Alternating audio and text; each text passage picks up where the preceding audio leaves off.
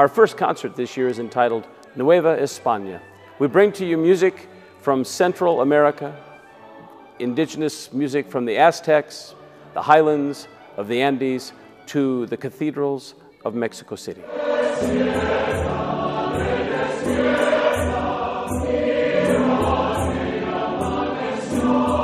Well, all the music is from New Spain, south of the border. It was written there. Similar things were going on in Europe at the same time, but this music has, I think, a different spirit, a different feel to it because there's some native influences.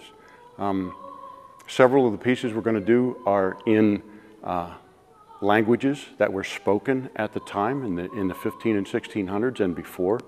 The Incan dialect, Quechan, is the language of the royalty of the Incas. My favorite is actually the most simple. It's the one that we enter in a procession, and it's the first piece. It's called Hanapachap Kusikwinin, I believe.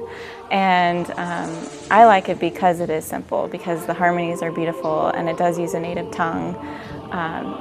So the simplicity allows us to get more creative with how we affect the emotions of the listeners, and so I really like that. We're going to bring to you music that is really special. It's brought from the cathedrals from Oaxaca and Mexico City.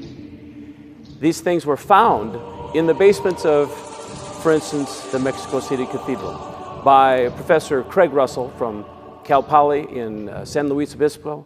I met with him some years ago, went to his house, and he showed me his manuscripts that he had taken from the basement of the Oaxaca Cathedral.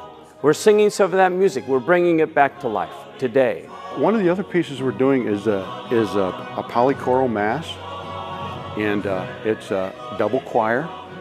And I always like those kinds of things because I think the choirs asking and answering back and forth is just really cool. And then at times both choirs sing together. It just creates a nice variety, and it's also very challenging. I really like the Credidi because it has the two choir, and it does get really complex. The entrances, every part is pretty individual, but then it creates this really complex texture that's really fun to listen to.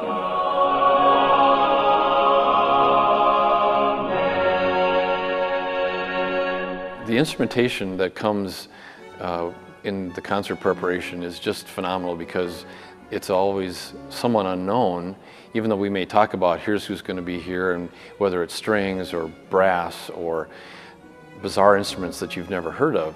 When those come and combine with the musical creation that our directors put together and that our chorales interpreted, it's a phenomenal thing that just takes this music to places that you didn't think it could go. And is incredible in that it has so much vitality, using rhythmic energy, contrasts, refrains that are just joyous in nature. Concerted music, which means that it has instrumental backgrounds, using violins, oboes, trumpets, cello and horn, and organ. My favorite piece, and I cannot say the name in the native language, but it translates into the March of the Drums. And there's very little singing compared to the percussion that's required for the piece. It's written right into the piece. And the percussion is the star. It's unique. You'll see things that you wouldn't see in the percussion section of any orchestra, or even a jazz club or anything like that. You'll experience firsthand percussion instruments that are truly unique. Deer antlers, pig's hooves, and slotted drums.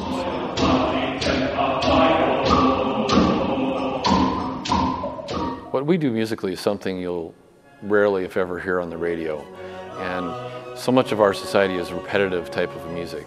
And if you come to hear our concert, you'll hear things that I guarantee you've never heard before, but you will broaden your musical horizons. You'll experience things that you didn't know you could experience, and you'll just feel enriched by being a part of it.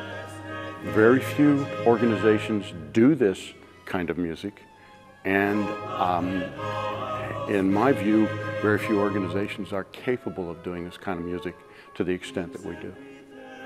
Don't miss it. So come and be a part of this concert. It's a special time when we go south of the border. You do not need a passport. So get online at www.sonorandesertchorale.org and order your tickets today.